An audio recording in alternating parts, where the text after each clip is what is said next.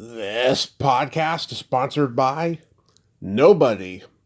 Hey dudes, welcome to Splat from the Past, the only 80s themed horror sci-fi show where things can get totally radical.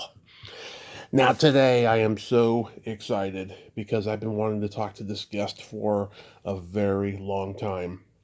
I will be talking to Nancy Giles. Not only is she an Emmy Award winning CBS commentator of the news, she's also a comedian and an actress.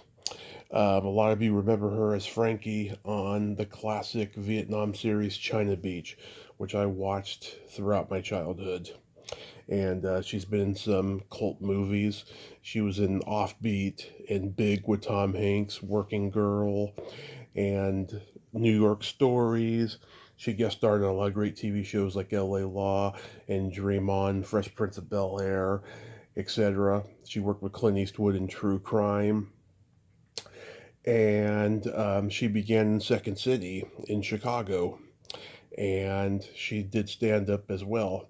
And this is going to be a very interesting conversation because I have never talked to a news commentator ever, but as you know, I talk to actors.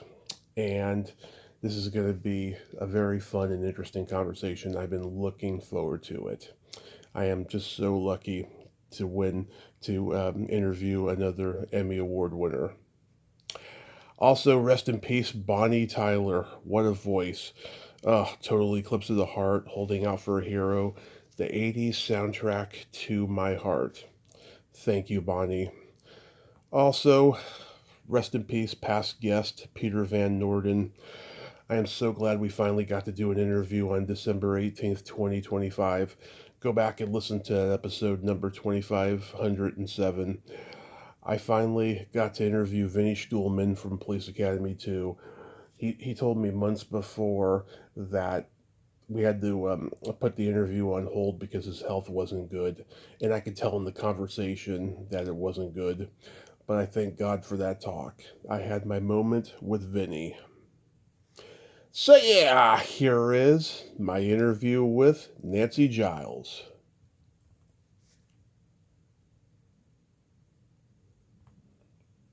Hey Nancy, welcome to the show. How are you today?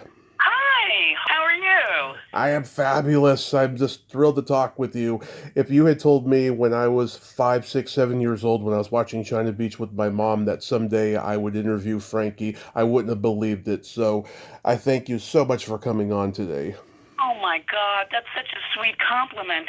Although it is sobering to think that you were 5 or 6 years old when I was doing that, because then now I realize, oh God, I'm kind of up there. But thank you, thank you, Tommy. That's sweet. Absolutely. So, going back in time, did you gravitate toward acting early on in your childhood? I come from a large family, and I was the middle girl, and we were very kind of like loud, fun family where there was always lots of music and theater and stuff like that. So I certainly loved watching stuff. Mm-hmm. Like, I loved TV, and I kind of had this idea about maybe being on TV, but I'm not one of those kids that was like, I want to be an actor. I think, first off, maybe I wanted to write, because whenever I auditioned for stuff in junior high and high school, like, I'd never get cast. And so what would happen is I'd end up like maybe painting scenery or playing in the pit orchestra and looking at the actors on stage and just being so resentful as I sawed away on my viola, like, I hate them, because I couldn't get anything. Yeah. And somehow, I think by the time I went to college, I thought, okay, new day, new script, new Nancy. I'm gonna do some acting, maybe. And it didn't quite go that way either, but it led me in the right direction. Does that make sense? Absolutely. Absolutely. I think a lot of people don't know what they want to do when they're kids, but then when they get to college, they know exactly what they want to do. It's true. And the more I've talked to other actors, like, there's a lot of us that bombed out when we were in high school or college or even in acting schools, and then something helped make us successful or employable or whatnot. It's really, my experience is it's rare that the stars of high school go on to bigger and better things. But whatever. I mean, I think it was a great learning experience for me, and thanks to therapy and medication, I got past my resentments. So Everything has to happen organically. Yeah, I guess so. Everything. Yeah, you're absolutely right about that, because dig this. Mm-hmm. So I had done very little acting in college, but I went to Oberlin in Ohio, which is really known as a music school, but it's also, I think it was the first coeducational college in the country, and I think it was also the first college to admit African Americans. Mm-hmm. So that was really wonderful. And I took a musical theater class there, and I started, feeling pretty good. And then they did a production of the Stephen Sondheim show, Follies. They did like a concert production of just the songs. And I have a pretty big booming voice, and the girl who was kind of like a big star at Oberlin at the time, she was away in London doing an acting program. So I got to sing some great Sondheim songs with a full orchestra, and that was mind-numbing. And then my senior year, the Second City National Touring Company came and performed, and I was sitting in the audience watching them, and it was 4 guys and 2 girls, and I thought, I'm as funny as those girls. And that was a big turning point for me, because I wrote them a letter, a kind of funny letter, pretending that I was William Morris, which is the name of it used to be a really huge, I think they still exist, agency, but the actual William Morris was way dead and gone. But I thought, this will be hilarious. I'll pretend to be Billy Morris, who's seen this great actress, and blah, blah, blah. Anyway, I wrote this letter and got sort of a letter back saying, yeah, we're not having any auditions. But a few months later, the girl who was the secretary, her name was Julia Maish. She thought my letter was funny, and she sent me an invite, just a Xerox piece of paper saying Second City auditions in Chicago. And I got it, and I went out to Chicago and auditioned, and that was really what got me started. It was Second City's National Touring Company. I did that for 3 years. Wow, I am a huge fan of the Second City people, and I've interviewed several of them. Who was there when you were there? The most famous people, Julia Louis-Dreyfus was there for a minute, because she was also part of this. She went to Northwestern, and she was part of a comedy group called Practical Theater Company, and they sort of spun off, and she went with them. And then, because the people from Saturday Night Live would routinely come out to Chicago to check out the different companies to see if they were going to pick anybody. And whatever summer they came out to check out the Second City people, they ended up hiring all the Practical Theater people, including Julia. So she was on her way. But she was there. My buddy Dan Castellaneta, who's been the voice of Homer Simpson for years. Sweet guy. He's a friend of mine. We performed together. And those, let me think. I didn't know her that well, but Bonnie Hunt was there after me. So those are the ones, the most notable ones that I can think of off the top of my head. I think Steve Carell and Stephen Colbert were a little after me. I sent Dan Castellaneta a fan letter in the early 2000s, and not only did he reply me back, he also sent me an autographed picture of Homer Simpson, which I have on my wall right now. I'm looking at it. He's the most wonderful person. I've known Dan, for more than 30 years, and he's just, it's rare to find somebody who is as successful as he's been and he's had the most steady job in show business in the history of show business, Oh, yeah. But he and his wife, Deb, are down-to-earth, wonderful people, and they have not changed a bit since we were all trying to make the rent on like $50 a show at Second City. So I adore him. Was John Capulus still there? Oh, yeah. John Capulus, he was I wish I could remember. He was one of the performers that was at Oberlin that I saw that night. And yeah, I remembered him. He was in the resident company. They're the ones that, get reviewed and whatnot. I never made it to resident company. I was pissed off at that. So when I quit, I said, this isn't fair. It was not very diverse when I was, no, not very. Second City was not diverse at all when I was there. I was the only black person that was in the touring company at that point, and they hadn't had any people of color in the resident company for many years until after I left. Then I think they did an all-black company, and then they started finally integrating people. But I loved being there, but that was tough. That was really tough. Mm-hmm. Yeah, Dan I knew, Julia I knew a little bit, Jane, Bonnie I knew of, and then Steve Carell and Steve Colbert I think came after me. Jane Morris. Of course. Oh, Yeah. yes. Jeff and Jane Morris, Jeff Michalski, I knew very well. They're wonderful. Bill Applebaum, he was there when I was there. Isabella Hoffman was there when I was there. Megan Faye. I don't know if you've talked to any of them, but not there those were a lot ones. of us that were really, really funny and, might not have made it to quote-unquote star level, but have had very good careers. So that's just a few, yeah. Richard Kind. Oh, yeah. Very funny Richard guy. Kind. I know Richard. Yeah. Yeah. Harry Murphy. You're going through my entire roster. So who else? Yes, I knew Harry. Harry's wonderful. Yeah. Let's see. Mark Beltzman. I didn't know him. Nope. Okay, he must have came after you. I think he was there with Farley and Tim Meadows. Oh, okay. Yeah. That would have been after me, yeah. Yeah, people like that. I was there from 82 to 85. Okay. Yeah, was Cheryl Sloan around? Cheryl, yes, that's Joyce's daughter. Joyce and Bernie, I mean, they were pretty responsible for me getting hired. I mean, so yeah, I haven't seen Cheryl in years, but I was back for, I think it was the 50th anniversary of Second City. That would have been 2009. I did a story about them, actually, because I have been working on CBS News for the last 23 years, and we did a story for Sunday Morning. So I got to go back and see some old faces, and it was great. Yeah, Cheryl, one of the most interesting interviews I've ever done. We spent the first half talking about Second City, and then the second half talking about sex because she works for a lubrication company now. What? Okay, Yeah. You know what?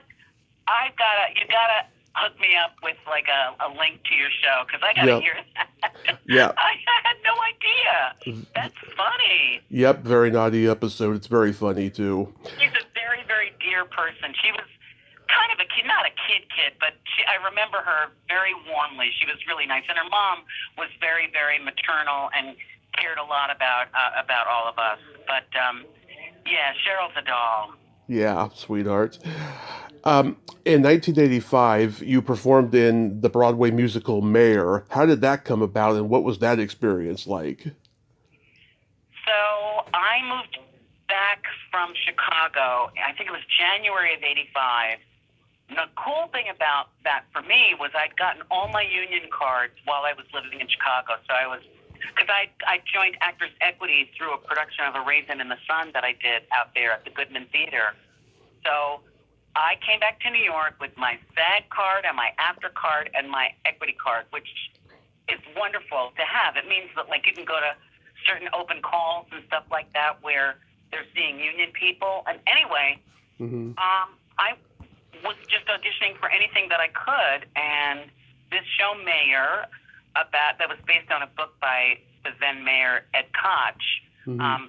It came up, and it reminded me kind of Second City. It was going to have sketches in it and music, but it was more of like a satirical political review than a straight up musical. So I auditioned for that, and I was thrilled to get it and worked with a wonderful cast of people, and bizarrely even won a Theater World Award for being in that show, something I didn't even know existed. And it's a very, feels weird to be like, I'm not bragging, but anyway, all right. Anyway, it's a very prestigious theater award that goes to somebody that's making their Broadway or off-Broadway debut in a show. And so it was a big deal that I got it. I played all kinds of characters. Beth Meyerson, who was this what was she? She was like, she worked for the city in some way and ran around with Ed Koch when he was still trying to convince people he was straight. And she was a consumer something or other. And I played Michael Jackson. I played all kinds of different crazy roles. It was one of those things. Yeah. Anyway, Yeah. so that's how that happened. It was one of many auditions I went on, but I remember wearing this bright red dress and feeling pretty good when I left, thinking, I think I might have a shot at this, and then I got it, which was great. Wow, that must have been wild, just being that young and getting into a Broadway musical. Were your parents extremely proud of you? Yeah, it was really sweet. And just to technically explain, Mm-hmm. Mayor, when it first opened, it was considered off Broadway. We were downtown at the Village Gate, which was this very famous performance space in Greenwich Village. And then at a certain point, we left the Village Gate and we moved to a theater that was on Broadway. So we used to joke and say, we're on Broadway at 49th Street, more of the location than the classification of the show. So we were an off-Broadway show, but we did really well. It was a big hit. There's this famous cartoonist named Abe Hirschfeld, I think. Yeah, Hirschfeld. Anyway, he did a Hirschfeld of all of us, so I've got my face in this kind of old school classic, Broadway, off-Broadway representation, which is so cool. And the cast was great, and we really all loved each other, and we ran for, I think, over a year. But boy, I'm like thinking, that was a long time ago. But anyway, yes, my parents were proud. They came and saw it. It was great. That's so awesome. It's still part, though, of the Broadway family, at least, because to get that far and that young, God, it just must have been thrilling. It was, and I appreciate you saying that because as years go by, like memories fade and you can forget about stuff. But yeah, that was great. That was great, knowing I had a job that that paid, and I was able to pay my rent. And it was, 8 shows a week, and we had Mondays off, and just, to know, it was wonderful. It was a great time. Yeah. Yeah. What year did you start doing stand-up? So the comedy kind of grew from my frustration with Second City that I never was able to get to their resident company. I auditioned a couple of times, but the funny thing about this work is there's all kinds of reasons that you can get a job and not get a job. And it's not just merit-based or whatever. It can be all kinds of things. But I just felt frustrated at Second City. I love the group that I work with, guys named Vince Waldron and Stephen Assad and Patria Burchard and Claire Berger. They were all great, great people. And I created some characters that I thought were worthy of being, main stage. And it just didn't work out. And I left kind of angrily and was like, this place is racist. I think I even put that in the letter. And I was determined when I came to New York to find a place to put that. So it was more like funny storytelling than jokes, because I think at that point I maybe had like 5 things that I considered jokes. So I went to some open mics, and then I was really fortunate. I connected with a place called Dixon Place, Dixon, and it's a developmental theater that was down on the Lower East Side, and it was actually, at that time, in my friend Ellie Covan's apartment. She had this apartment downtown on the Lower East Side, and she pushed a bunch of chairs together in her living room, and the living room was kind of the stage area, and her bathroom was the bathroom, and her kitchen was concessions.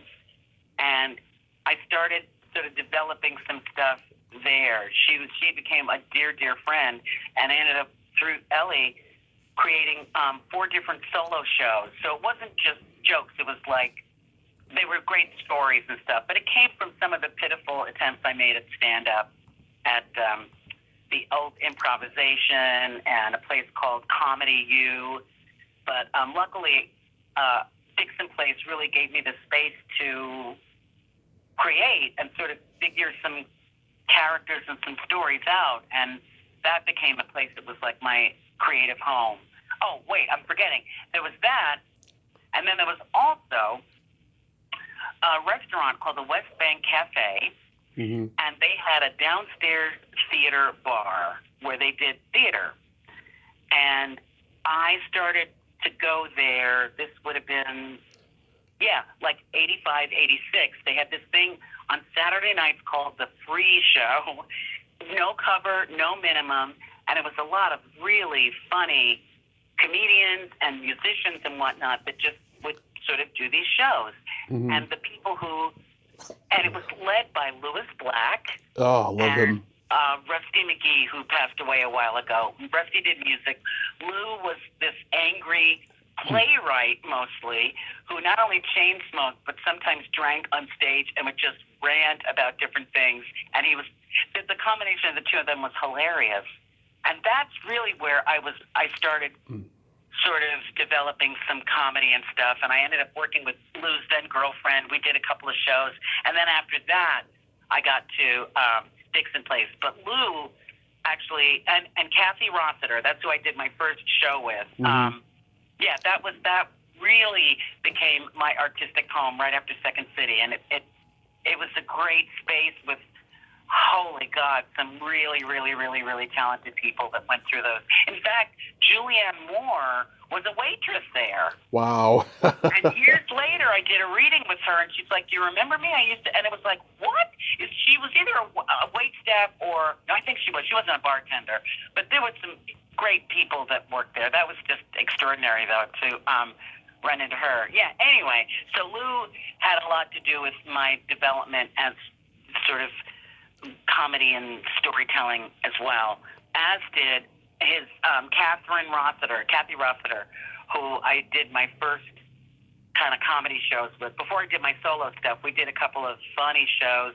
Hookers Who Hate, that was one of our titles. And anyway, crazy, fun, off-the-chart stuff that was just creative and fun, and working with just a group of people who, it was just a great environment.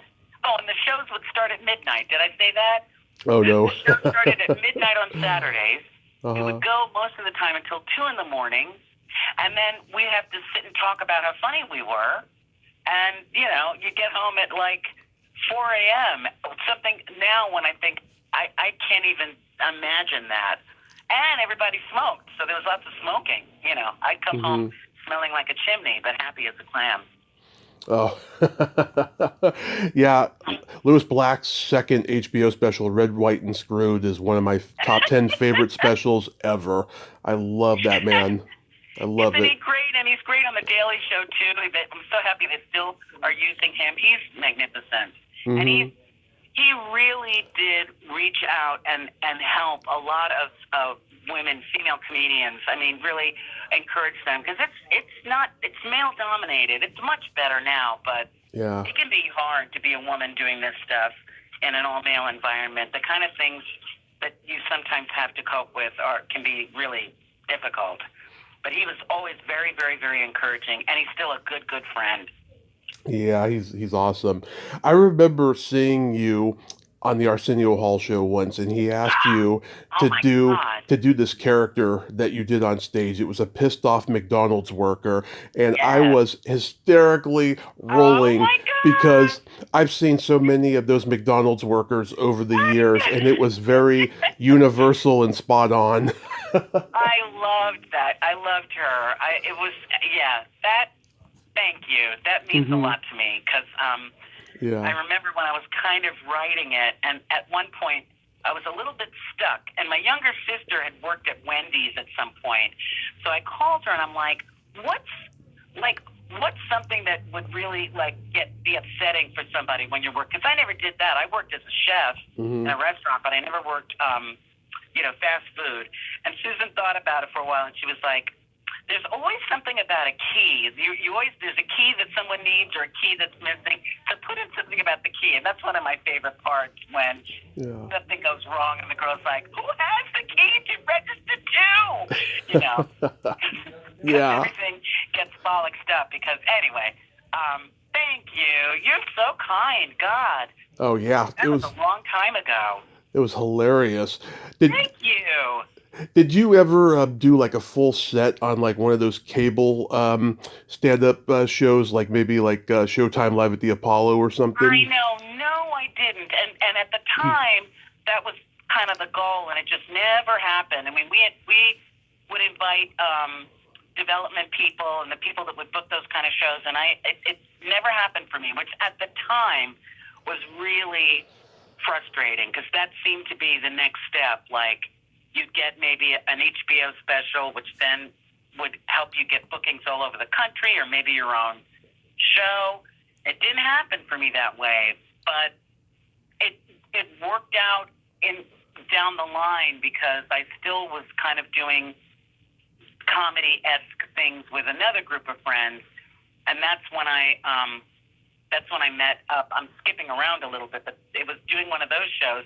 And Erin Moriarty from CBS News was in the audience, and that was how everything happened at Sunday Morning, where I've been for 23 years, which is hard to believe. Wow. But I'm skipping over some other stuff, but okay. No, I never did get that special. And I'll be honest with you, it sort of reminded me of back in the day when I wouldn't get cast in junior high and high school, and I was painting scenery or playing in the pit orchestra and looking at the people that were on stage going, because I saw a lot of people that got shows and stuff like that, and I thought I was as worthy, but I didn't. And you just have to eat it, you know? It was hard at the time, but in the end, everything worked out beautifully. Did you ever get to do stand-up at the Comedy Store? No. In LA, no. Never at the Comedy Store, never at the Improv out there. The Improv that used to be in New York, because the Improv, when Silver and her husband divorced, she got the New York one, and what was her husband's name? Bud. Bud got Bud Friedman. the LA store. So Silver, this was right after I left Second City. She was very kind to me, and they let me do some open mics there. Did I ever do Catch a Rising Star? I don't think so. No, I think the Improv and this place called Comedy U that doesn't exist anymore, those are the only hardcore comedy places where I performed. Sometimes I was part of people's shows that were going to be at different places. Like, did I ever do Caroline's? So many of these places aren't there anymore. It's wild. But basically, no. The answer is no. Okay. So when I was a kid, I rented this movie you were in called Offbeat. And oh my God, you're crazy. What's wrong with you? I went through a major Judge Reinhold phase. I thought he was such a character. Were you ever able to interview him? Have you tried him? No, he's been kind of in the back of my mind because I do know his wife is on social media, so I may give it a try at some point. Why not? Yeah. He wouldn't remember me, but he's another one who I can see if you were in a Judge phase. I can't believe anybody saw Offbeat. That was the first movie I ever did. And I had a tiny part, but boy, it was like I'm put on a police outfit and I'm running around with a gun. Not that I ever used it, but it's a very powerful feeling to have that in a nightstick. You know? It's a movie I'll never understand how it got made because it's a Disney movie, yet it plays like a low-budget B movie. And Michael Eisner and Jeff Katzenberg, I know that they were new to Disney. They were probably just trying to take a chance on anything that they got, You're absolutely right. And it's like, I mean, it was certainly exciting to be a part of, but like Judge was the lead, Meg Tilly was the female lead. She had just come off of, I think, doing Agnes of God, or that was coming up. Or no, maybe it was what's the other one? Well, she did the Big Jill, and then Agnes of God. Yeah. Right. I mean, and there are a lot of great New York character actors in that. Oh. I think I was dance partners with Joe Mantegna. Yes. Which was great, But yeah, that movie did not do well. You're right. It was kind of a Disney movie, but sort of a rom-com and kind of madcap also. I think the coolest thing about it was that they mixed in this story about Jacques D'Amboise and his National Dance Institute, Yeah. and us learning to dance and working with the kids. That was kind of out there, but boy, he was great. He was so cool.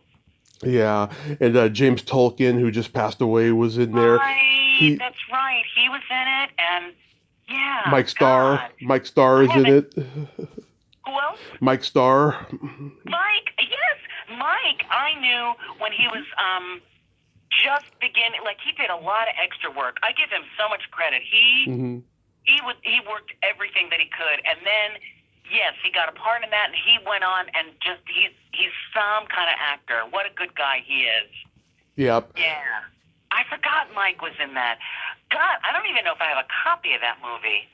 Wow. It's funny. You can't even find it anywhere. When that movie came out, Roger Ebert highly praised it, and he was like the only critic who did. I didn't even know that. Wow. Okay, that's something. Yeah, he thought the chemistry between Judge and Meg was fantastic, and that chemistry made up for all the cliches of the movie. He thought, Right. And his favorite scene in the movie was when Meg Tilly punched James Tolkien because he told her to go back to domestic life, and stuff, and so she punches him, and so he liked that. Oh my gosh! Yeah. That's right. Yeah. Because he was a cop. She was a cop too, right? Yeah, he plays a cop in it. Oh gosh, I got to go back and look at that. And Meg was a cop, was she not? Yes, she was. Yeah, right. I know, he was real gruff. Tolkien, I remember him. I mean, I didn't know him at the time. He was very good. So good that I think I kind of stayed out of his way because I was a little bit like, oh God, this guy is really tough. Montaigne wasn't the same way, but they were both, I think, Chicago guys who I knew from stuff in Chicago, and I was a fan of both. Yeah, and John Kapelos plays Meg Tilly's brother at the dinner table scene. Oh my God! Yeah. You're blowing my mind with all of this like insight and intel. I'm gonna have to rely on you to hook me up with some of my past jobs. Okay. Yes, and then comes Big. What was Penny Marshall like to be directed by? She was great. I was doing the show Mayor, and when I finally met her, she was like, we had you in mind for another part, but you were busy, so I thought this one was, and I was like, oh my God. You want to know how long I was on Big? I think it might have been 2 hours, maybe 3. I went, got made up. They were doing, I think, 2 different locations that day. I met Penny. I got behind the counter at what was supposed to be consumer affairs or whatnot. I met Tom and the young kid very briefly. Tom kind of was in character the whole time. Tom, listen to me. Yeah. Tom Hanks.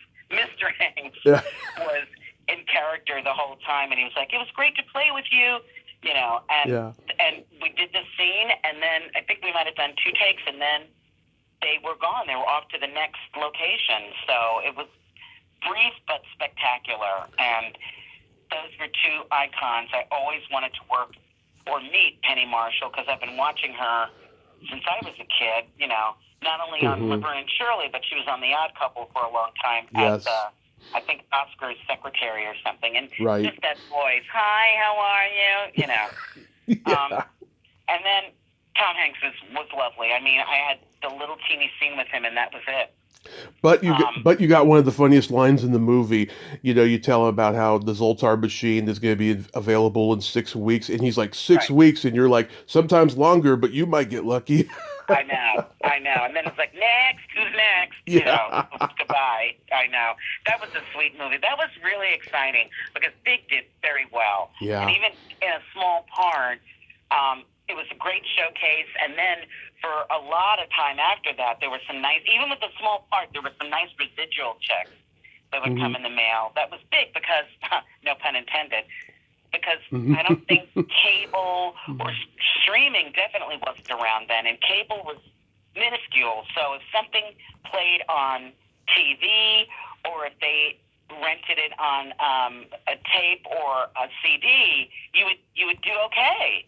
It's all changed now. It's changed, unfortunately. But that was exciting. You got to work with Mike Nichols on Working Girl. How was that? That was very exciting. Not only did I get to do that, but I actually did a reading of a Jules Pfeiffer play at Mike Nichols' house, and I still have the thank you note he sent. Mm-hmm. It was now I can't remember the name of the play. Golly Moses. I had at some point after Second City, I wrote a little note to myself of like 5 people that I really, really, really wanted to work with.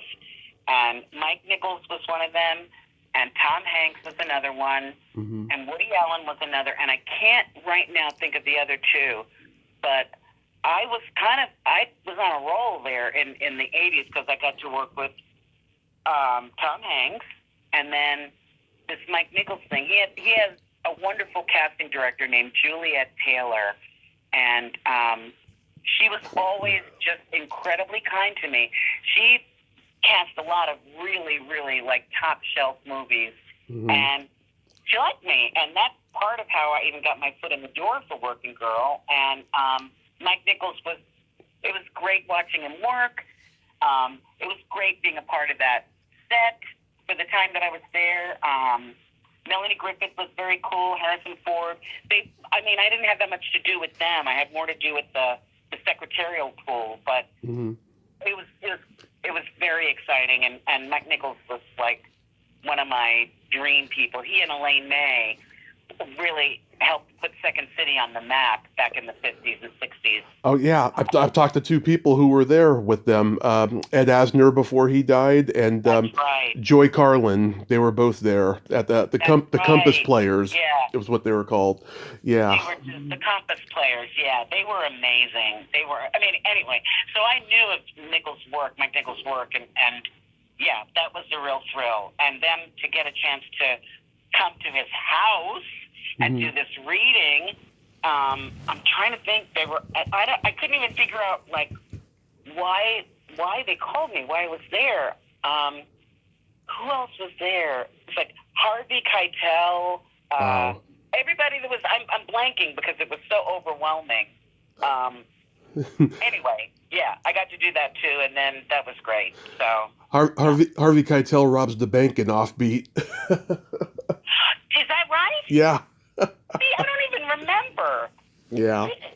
God, I got to go back and watch that. Yeah. What do you have? Do you have a VHS of it or something like that? Yeah, I got many VHSs in my personal collection. I still have one dinky little TV that's got a VHS player built right in. Yeah. We're both really silly to still have these things, but there's some things that aren't available any other way. Oh yeah, there's that, and also too, just the sentimentality of collecting. I'm a collector. Me too. I'm probably a sloppy. Well, not probably. I'm a sloppy collector, but I too am a collector. Anyway. Did you have to audition with several other actors before getting cast as Frankie in China Beach? Yeah, and I'll tell you the interesting thing about that, because I audition when it's theater or something like that, and I get to sing. That I'm pretty good at that. That I like. But like film auditions, or sometimes there are these scene auditions where there's a lot of stuff that's going on, but it's not really going on when you're auditioning. Like there was this one time where I was auditioning for some sci-fi show, and I was supposed to be like a commanding officer. I'm not kidding you. This is the truth. In the scene, I'm like a commanding officer that's firing somebody that's right in front of me, and I'm on the phone talking to somebody else, and I'm breastfeeding. I am not kidding. And to try to mime that stuff when you're just standing there with papers, it's a nightmare. Yeah. So those kind of auditions were never my strong suit. But what happened with China Beach, and again, I feel very lucky, was there was a writer's strike that year. And I had just come off of doing another off-Broadway show called Urban Blight, and I happened to get really, really, really good reviews. And I think that caught the eye of the China Beach people when they were meeting people in New York. Mm-hmm. So the combination of there not being a script and me just talking with them, and I think the second time I went in to see them, I'd been working on this little low-budget film but we shot only at night. Mm-hmm. So I had to take a train from upstate New York, having worked all night, take a train into New York City and do this audition, and I was like basically asleep almost. So I was not wound up and scared like I would be in most auditions. I was kind of chill. And I think the combination of those two things really helped me get the part, because when I finally did have to read with a script, they'd incorporated some of the stuff, some of the funny things that I told them. But yeah, there were a lot of people that were up for that. Yeah. In fact, I ran into an actor at one point who said she'd already been offered the part, and I was so sad, and I was like, shit, oh well. But that didn't turn out to be true. Ha ha ha ha. I won't name names, but it didn't turn out to be true. So yeah, that was the real turning point. I have heard that Dana Delaney has a very salty and body mouth. Does she? Yeah, Dana is like regular people, so stuff would come out of her. She was great, and I'll tell you something about her. She was the star. She and Marg, I like to think. Marg, and Robert Picardo were kind of the stars. And oh yeah. Anyway, I remember first meeting her, and during some of the breaks, I would see her sort of like scribbling some stuff down. And I think I asked her at one point, like, what are you doing? Dana was keeping track of our hours, because at first, I think it was a Warner Brothers show. We weren't getting paid correctly, and it was because of her making sure to log in like hours worked and whatnot, that we ended up catching up with a lot of overtime that we were all owed. So I will always be grateful to her for that. That's wonderful. And she did a wonderful job, and that group I loved. Mike Boatman is still a really dear friend, and I've seen Marg a couple of times. She came and saw a play that I was in a couple of years ago, and that Troy, who played my very mean commanding officer, he's a love. He's wonderful. Concetta, I did a show with her some years ago. Everybody was wonderful. Jeff, I think I've seen, because we've done a reunion, at least one reunion that I went to, and I got to see pretty much everybody, even Ricky Lake. Ricky came back for that because she was on for a year. Nice. And Megan Gallagher, who people forget, she was on for a year. They shouldn't forget. She's still a very dear friend. She played a character named Waylu Marie Holmes, who was like a journalist or whatnot. She was on for a year. The same year that I started, Megan was on. So, yeah, that show was life-changing. I had to move to L.A. because I'm a New Yorker, and I had to learn how to drive because I didn't know how to drive. And my first scene in China Beach, I was driving a Jeep, and a Jeep is manual transmission, and I almost ran a camera over. It was kind of scary. So there's a lot going on there. Yeah, I like the episode when Marco Rodriguez takes you up in a helicopter to give you lessons. Oh, yeah. And boy, he's such a nice guy. God, every time I see him in something, I'm just so happy. He was wonderful to work with. I got to actually ride in a real helicopter, because the scenes where we weren't really in. They kind of dummy those, But a real helicopter is insane, because you go straight up, and it's almost like, how would I explain it? It goes up so fast, and you're up so high so fast, it's kind of shocking, but exciting. Yeah, that was a lovely episode, because then his character gets really severely injured. I don't remember, did he die? I don't think he died. No. He got badly injured, is what he did. They had to send him, Yeah, because what's his face had the same situation with the sniper, but it involved a barbecue, which was pretty funny. Oh, right. Yeah. That's right. Yeah. Oh, he was lovely. The writers on China Beach. I mean, the experience of actually meeting some Vietnam vets and knowing that the show really sparked some wonderful memories or painful ones, or helped them get through some of the trauma they went through. That meant so much. And Dana and Mark and everybody, Dana, Mark, Picardo, they were exquisite. Jeff Kober, Mike Boatman, exquisite actors that I learned so much from. Yeah, all talented people. Oh my God. You mentioned before about working with Woody Allen in New York Stories. That segment is my favorite out of the three. It Oh, should have been a we whole actually, movie. yes, isn't that crazy with Yeah, Mom and Moon? It's yeah, nuts. yeah. He was cool. He was very cool. I actually worked with him a second time. I worked with him on, oh gosh, a movie that he did more recently with Joaquin Phoenix, who played a college professor, but I can't think of the name of it because I'm getting old and forgetful. Yeah. But Woody Allen was great. He was, the audition, you basically almost just walk through a room, you keep walking, and maybe he shakes your hand or whatnot, and then you go out. I had no idea whether I'd gotten it or not. But that was so wonderful. He gave me a lot of free reign. He said, create your own name for the character. And, you're just kind of like, looking up there and you're talking to people in the street and stuff. And he works fast, he gets what he wants pretty quickly. But it was awesome. He was he's somebody that, he's a real New Yorker and so funny and all that stuff. And Hmm. despite the controversy that surrounded him, I tell you what, when I worked with him then, he was wonderful. And when I worked with him on the later picture, whose name I can't remember, he was also great. I mean, a great staff, great crew, treated, wonderful. He's a person. Sometimes when you have a smaller part or whatnot, you really feel like less than, but not on his set. I've been really fortunate with some of the films that I've been in where people treat you great, and it's not like you're any less than one of the leads. When I did a part in a Clint Eastwood movie, and he was another one who was just fabulous. Yep. Fabulous. Oh yeah, True Yeah. Crime. Yeah. True Crime. He was fabulous.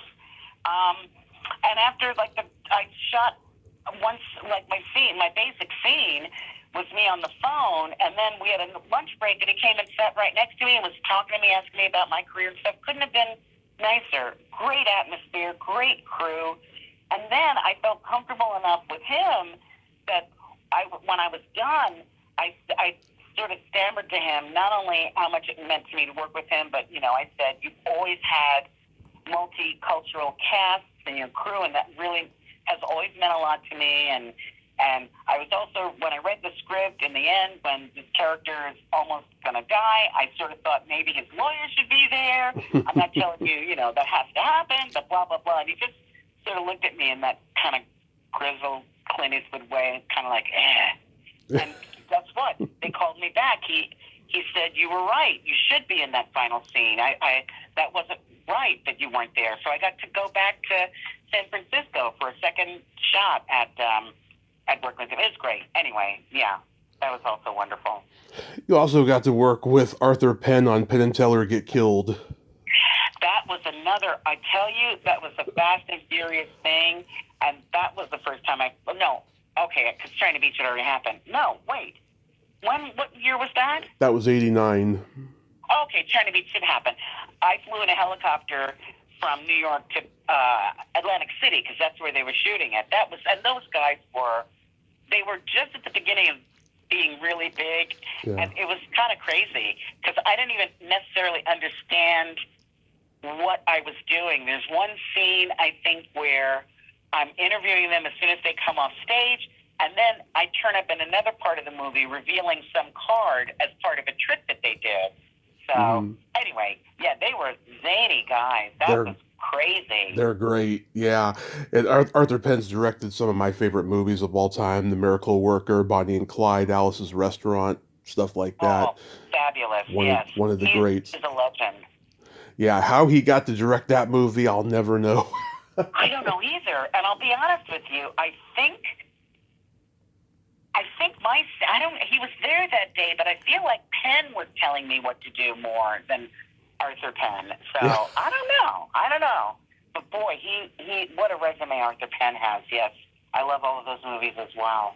Yeah. You guest starred on 2 episodes of Dream On. I used to watch that show when my parents were asleep. You have my entire resume, and it's kind of it's humbling, and I'm sort of stunned. Yes, Dream On. God, now let's see. I think I think one episode might have been directed by Mary Kay Place and Yes. another one by Michael McKeon, or I know that's Yeah. when I met Mary Kay Place. Anyway. You're right. Yeah. That was a great show, and what I really appreciated about them, and they shot it in L.A., but however they designed the show, like the scenes that they would show of New York, they were really authentic. They weren't just the typical New York scenes that you would see like in Friends or something like that, like Yeah. the Empire State Building or people waiting. They just had some specific visuals that really made you feel like the show was shot in New York, and it wasn't. But I loved that. That was great. I was so hoping they lasted longer because I had like a recurring part. I was on twice. Yeah, it was great. Yeah, very funny show. Ben was great. Everybody that was there, and Michael McKeon, I'm almost sure directed the second episode. Yes. So to meet him and work with him was also just a blast. Oh yeah. And I'm pretty sure Mary Kay Place directed the first or was on it because I know I met her and I love her. I adore her. She's an unsung hero of mine in terms of her comedic skills, her dramatic skills. She's awesome. Someone that should be working every damn day as far as I'm concerned. Yeah. Now, you make this transition from actress, comedian to news commentator. Was that difficult? It was accidental. It was because, I'd done those solo shows at Dixon Place, and I was still, kind of creating this comedic material, and I had a bunch of friends. What were we called? Boomer Humor. That was one group. So all of us were sort of baby boomers whining about politics. And then there was another group that I worked with called If We Were Men, We'd Be Famous. It was an all-female group of comedians. The comedian Adrienne Tolsch, do you know her? Did you ever hear of her? No. You're so young. You're telling me you wouldn't have known. She was one of the first female comedians to really break out back in the 70s. You could probably find tape of her on YouTube. She was a doll. Okay. And anyway, these two groups I would sometimes perform with. And at one of the Boomer Humor shows, Erin Moriarty from CBS News, Emmy-winning reporter from CBS News, was in the audience. I think she might have been in the audience with Rand Morrison, who's my boss at Sunday Morning. Anyway, so I do that. So at the time, I'm also working morning drive radio. I did that with Jay Thomas, which was a job I adored. I love radio. I would love to be on the radio again. I loved it. I did morning drive with Jay in New York, 6 a.m. to 10 a.m., and we took phone calls and all that stuff. But anyway, so I was doing that during the day and doing comedy at night and running myself ragged. And a year after I did one of those Boomer Humor shows, I come home and there's a message on my machine from Erin saying, I'm not a stalker, but about a year ago I saw you perform and blah, blah, blah. And I had this idea about doing a radio show, a talk radio show, and I'd love to talk to you about it. And I didn't realize this at the time, but the Jay Thomas radio show was about to be canceled. So I met with Erin later that year, and we ended up doing this talk radio show. We did it in New York, but it was aired. It aired in the Philadelphia area only. We won a bunch of awards, but working with Erin was great, and she said, you have to meet Rand. You should be doing commentaries on Sunday morning. I didn't really know what she meant. And when I saw some of the commentaries that they did, I thought, these are kind of dry. Like, they, and I didn't, So anyway, so I met Rand, and I talked to him, and I told him this one idea I had about high-heeled shoes being a conspiracy against women. And when you're trying to explain to somebody why something's funny, it's one of the more painful scenes one can imagine. Because he sort of looked at me and, it's like, okay. And I left thinking, oh, God, nothing's going to happen there. And then a few months later, the phone rang, and it was Sunday morning saying, we have you scheduled to do your commentary on high-heeled shoes this Friday. And I was like, what? So I just started writing, writing, and sent it to them. A few edits, were made, and that I was off to the races. And I thought it was just a one-off, and I did it, and it really went well. I even got a box full of high-heeled shoes from what company was it? Now I can't remember. I'm messing up everything. I can't remember anything, but I got shoes that I didn't even expect to get. But they got some nice letters and asked me if I had other ideas, and I did. And it'll be 24 years in December. And I branched out from doing commentaries to also doing interviews. Mm-hmm. But honestly, in between all my other jobs, I had done interviews for Showtime. I like that stuff. Having the improv training really kept me open for all kinds of work. It's not like I was only trying to do sitcoms. I was only trying to this. I felt really lucky that I could do other kinds of things. And I was always interested in talking to people, so that was great. And between venting my spleen and my opinions, and that CBS thought my opinions were worthy, was a real feather in my cap, and then getting to interview some really cool people like Johnny Mathis and Lou Paul and Alan and Marilyn Bergman, and just recently Lonnie Bunch, who runs the Smithsonian. I mean, I've gotten to meet incredible people doing that show, but that's how it happened. It was totally accidental, and I ended up doing a job that was not even related to it because of Aaron. But it was totally accidental, and that's when I realized, you know what, it's okay that I never got my HBO comedy special, because this is really cool, like doing opinion stuff. And yeah, it became really flattering if I got a letter or somebody stopped me and they said, I really like how you think, or even if they said, I disagree, but you made me think, or you made me laugh. That was so satisfying. Yeah, absolutely. And I'm sure you're just having an absolute ball doing it. Oh my God. I still love it. I mean, I've met all kinds of people. I went to a pumpkin festival last year. I went to a license plate collector's convention. I met this woman who makes jewelry out of coins and bills, and $10 bills and whatnot. She makes all kinds of cool art that way. God, I'm trying to think.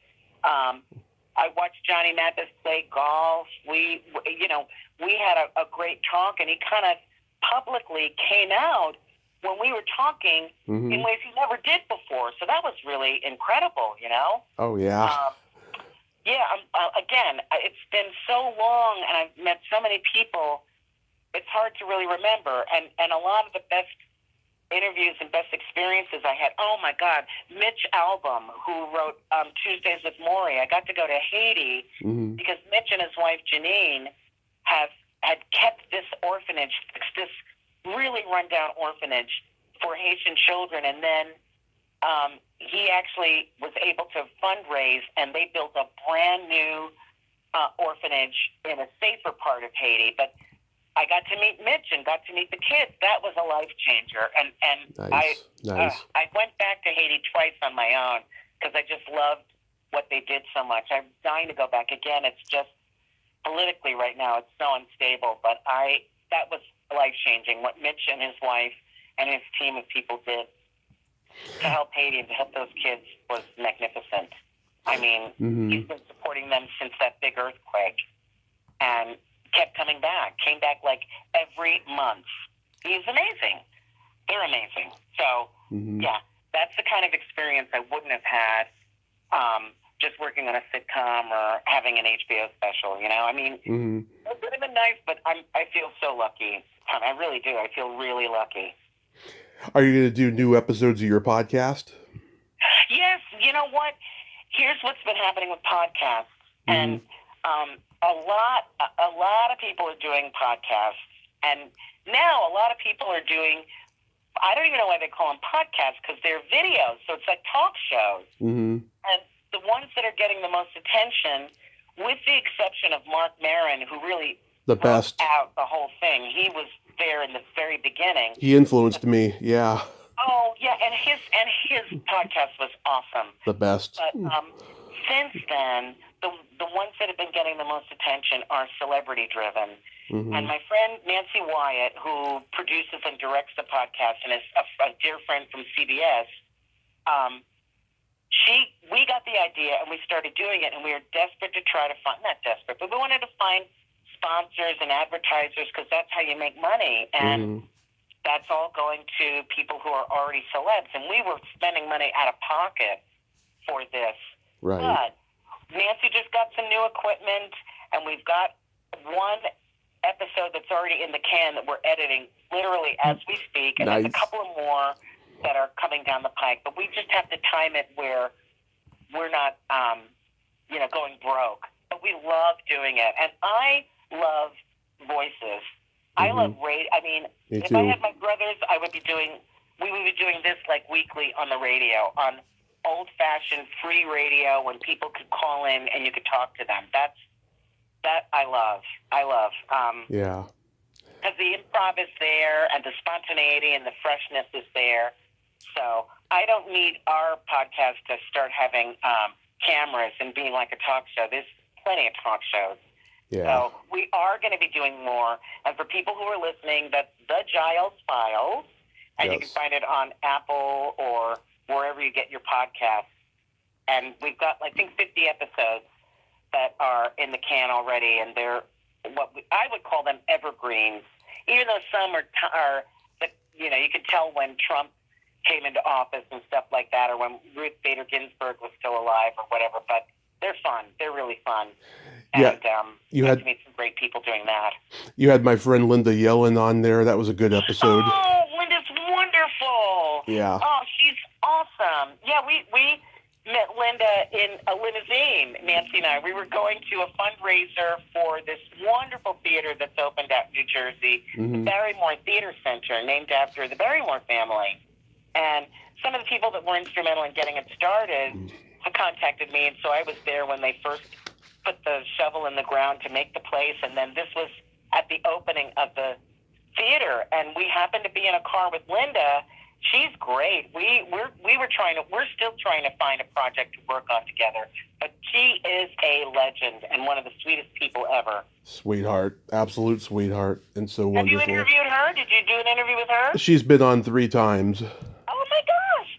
Oh, I'm going to be listening to your show for months. Yeah. That's so cool. She's awesome. I love her. So real quick, we have to play my secret silly game. This is a series of silly slumber party questions. It's no win or lose, just pure fun. And how the game works is I ask you the question, you answer it, then you ask me that exact same question and I answer it. And feel free to comment on the answers because they might be funny. Okay. Okay. Nancy, are you ticklish? Oh, yeah.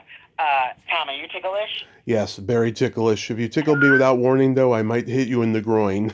I don't get that bad, but I can remember being tickled to the extent that I was crying, and I was laughing and crying so much and sort of holding out my hand like, please stop, I'm begging you to stop. Yeah. Is your belly button an innie or an outie? I've got an innie. What about, is your belly button an innie or an outie? It's also an innie, and I call it the bottomless pit because it's so deep. Oh, wow. Mine's not that deep, but I remember the first time I saw somebody with an outie just kind of going, wow, that's weird. And, hey, if they wear a tight-fitting top, is that going to stick out? That kind of thing. Yeah. You know how kids are. Yeah. Ew, that looks weird. You know, that kind of crap. Oh, yeah, I thought it was an unborn baby when I was a kid. Really? Yeah, thought the outie was an unborn baby. Oh, that's funny. What color are your toenails painted? Oh, I'm sorry to say right now they're not, but I normally get them painted either blue, purple, or pink. Love it. What color are your toenails painted? Fire engine red. Are they really? They are. I've been painting my toes since I was 13. So did people think that you were weird or cool? I think in the earlier years they thought I was weird, but now I think everyone thinks I'm cool. And do you wear a lot of sandals where you can see your toes, right? Of course. I think that's really cool. Yeah. I've never done fire engine red. I might try that. Yeah. Wow. Do you always paint it that color or Oh, no, no. vary? I'd like to go very elaborate, bright colors. I like to do a white French tip with sparkles every now and then, stuff like that. You're a French tip on your toes or on your fingers? On my toes, I don't do my fingers because when I was younger, I used to bite them a lot. I don't bite them anymore, but like it's a pain in the ass to do the fingers. I know, that is hard. Wow. French tips on your toes. Damn. What would you say is your best personality trait? I think it's a tie between really trying to find the humor in a situation, so that you can keep talking about it. Hmm. And I think it's also that I've worked hard at this, listening to people. Now, that might make your listeners laugh when they listen to this, since I've been running my mouth for like the last hour, but I think I try when I'm interviewing people, and it's unfortunate because I was going to ask you a bunch of stuff like, how did you get this started? But I know our time is limited, and I have to take my dog to the vet. But Hmm. I'm normally a pretty good listener, but you asked me great questions, and it was fun Thank to you. talk about all this stuff, so I didn't really show that part of me in this interview, sadly. What about you? What's your best trait? Is that what the question was? Yeah, best personality trait. Personality trait. What about you? I'm a Gemini, so I have empathy and I have no filter. That's right. So it's the opposite signs. No filter and empathy. That is hilarious. So Yes. has the no filter ever gotten you in trouble? It used to a lot more. Now I think people are a lot more accepting. Okay. That's good. No filter makes for good podcasts, I would think, too. Oh yeah. Oh, so if you go Yeah. back and listen to my early shows, I'm saying fuck every other sentence. How long? When did you start? When did you start this? 2017. Wow. Well, I think that was when, let me think. Yeah, I think that was the first year that Nancy and I started the Giles Files. It was Hmm. right after the election and whatnot. Oh, I forgot. I got to meet Robert Osborne and Ben Mankiewicz, and I did a Turner Classic Movies cruise, and we interviewed Angie Dickinson, all kinds of people for the podcast. That was a blast. Oh. I've been on 2 of those. I want to go again. If you love old movies, you got to do that. That's great. What's your guilty pleasure? Oh, food-wise or TV-wise or? Anything, the first thing that comes to mind. One is black and white episodes of the Andy Griffith Show. Love The it. first 5 years with Don Knotts. They are brilliant. There's some really sweet messages in there. And the acting is brilliant. It is. And that's gotten me through a lot of times when, like, I can't take the politics. It's too much. And one of my favorite desserts is a fudge brownie with a scoop of vanilla ice cream on top. Oh, I me could too. eat that forever and ever, amen. And Swedish fish, unfortunately. Yeah. So, yeah, I love them. I put them in the freezer so that they get a little hard, and I sort of like gnaw at them. Love it. Yeah, those are the 2. And for me, Oh yes, what are your guilty pleasures? Shoot, I was thinking about the Swedish fish right now, and I forgot to ask you. What are your guilty pleasures? eating pizza and watching a raunchy sex comedy movie. Like, name some. Oh, everything from like Animal House to like Ab Sandler stuff, like Billy Madison, Happy Gilmore, Okay. the 40-year-old virgin, stuff like that. You must have seen Forgetting Sarah Marshall. Oh, yep. So I have to just say, since you mentioned those, that movie saved me. After my father passed away, Hmm. the first time I saw that movie, it was like the first time I was really able to laugh, and I'm so grateful to everybody involved with that movie. I love it. It'll always have a special place in my heart. If you could have anything named after you, what would it be? Oh my gosh, that's hard. Maybe a school. I think that would be really cool. A school or an art center, something like that. Some building where people could come, learn, laugh, be creative. So if you could have anything named after you, what would it be? Get ready for this. A vibrator. Oh my God, you're out of your mind. You are. Oh my God. What? Why? Well, I celebrate my queerness. That's why. You got to. And what would it look like? Okay, do we want to get graphic? I don't know. Oh yeah, you can get graphic. You can tell me a little bit about how what would it look? What color would it be? Or would it be rainbow? Or would it be striped? Or polka dotted? Or those all sound good. Pollock-like? What would it look like? I would have that exact variety that you just described, and I think that would be kind of exciting. That gives you like a different experience. Maybe if you could like change the sleeves on it or something for different. When you're in a Jackson Pollock mood, you do this. When you're in a striped mood, you do. I don't know. If it ends up that a vibrator is named after you, I will be very happy for you. Yeah, so they could have a clit sucker on it too. Oh my God! Oh my God! And then my favorite question: is there a stinky smell that just makes you gag? Yeah, and as an African American woman, I'm sorry to admit this, but chitlins. I don't make them, but my mom used to make them because in my family, my mother, my father, and my oldest brother, they were the ones who liked chitlins. That smell used to make me ill. Yeah. What about you? What's the smell that makes you gag? Either farts or feet. The classics, That would be the great name for a band, Farts or Feet. Someone told me that should be the name of my memoir. Look, you know what? I would, if not trademark it, I would register that as a domain name. That is funny. I would put it as a quote or a blurb on the back of the book, but I wouldn't call it that actually. Okay, I know. If I ever come up with a book, I want to call it Notes of a Negro Neurotic, and it would be like these true stories of my neurotic life. And yeah, anyway, I get it. Nancy, this has been a tremendous honor. Thank you so much for coming on today. Now that we've got our... I'm honored. I really appreciate it, and I love the variety of people that you interview. There's a lot of people that people should know about and that do good work, but they might not be at the level that other people are. And I really value that you see those people and you're giving us the chance to yak. It's great. Yes, now that we've got our cell numbers, let's text each other now and then. And you have yourself a happy early birthday next week. And Thank you. Yes, and be safe out there.